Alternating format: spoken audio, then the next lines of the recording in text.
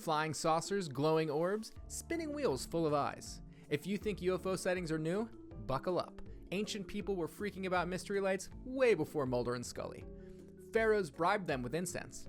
Prophets described them in terrifying detail. Elephants flat out refused to fight under them. So, did the ancients really see UFOs? Or were they just really bad at describing weather? Let's find out. Welcome back to Ancient AF, where we examine some of history's greatest mysteries. Ancient Egypt, land of pyramids, mummies, and apparently UFO enthusiasts. Around 3,400 years ago, during Pharaoh Thutmose III's reign, his scribes recorded a strange event. Circles of fire appeared in the sky, brighter than the sun. They hovered for days, multiplied until they filled the heavens. And the Pharaoh's solution? He called the priests to burn incense for the discs, hoping they'd leave Egypt alone. Yes, the most powerful man on earth basically said, light the scented candles. Maybe they'll vibe with that. This account wasn't just some side note on a gossip tablet. The king had his scribes record this as an official war report. Unlikely this was just strange looking clouds. Next up, the Bible. Yep, the good book has one of the freakiest UFO descriptions ever. The prophet Ezekiel, chilling by a river in Babylon, looks up and sees a stormy cloud, flashing fire. And inside it, living beings in wheels within wheels, covered in eyes, sparkling like metal. He called it the glory of the Lord, but modern UFO folks call it, bro, that's literally a spaceship. His exact words, wherever his creatures went, the wheels rose along with them. For the spirit of the living being was inside the wheels. If that's not an alien carpool, what is? Imagine Ezekiel pitching this to the publisher. So it's a big wheel in another wheel covered in eyes. Also, it flies. And they printed it in the Bible.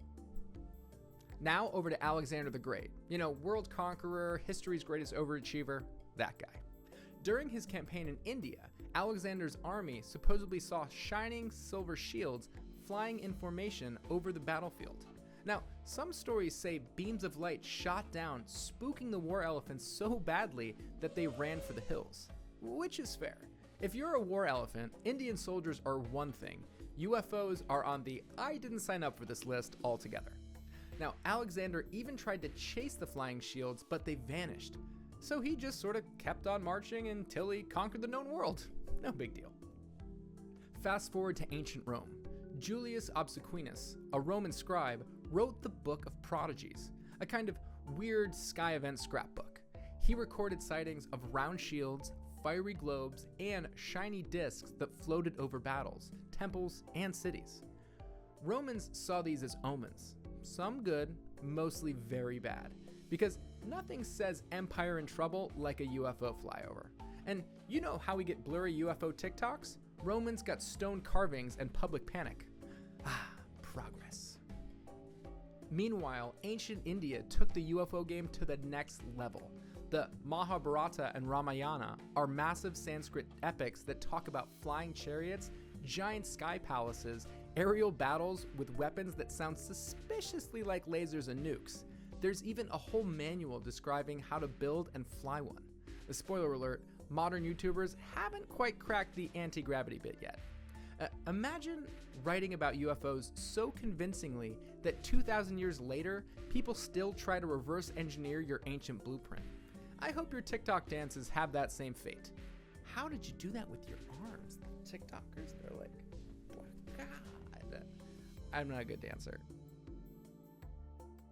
One thing's for sure, humanity's been looking up, scratching our heads, and scribbling, we saw something weird since the dawn of writing. So either aliens are real, or humans are really bad at identifying clouds. That one outside, definitely a cumulonimbus. I can tell. Next time someone says UFO sightings started in 1947, gently remind them that pharaohs were bribing UFOs with incense over 3,000 years ago. From spinning wheels in the desert, to silver shields in battle, to flying palaces and epic poems, our ancestors left us a message. We saw them too. Hit subscribe for more ancient oddities, cosmic conspiracies, and the secrets your textbooks politely ignored. And remember, if you see a fiery disc in the sky, Don't forget your incense.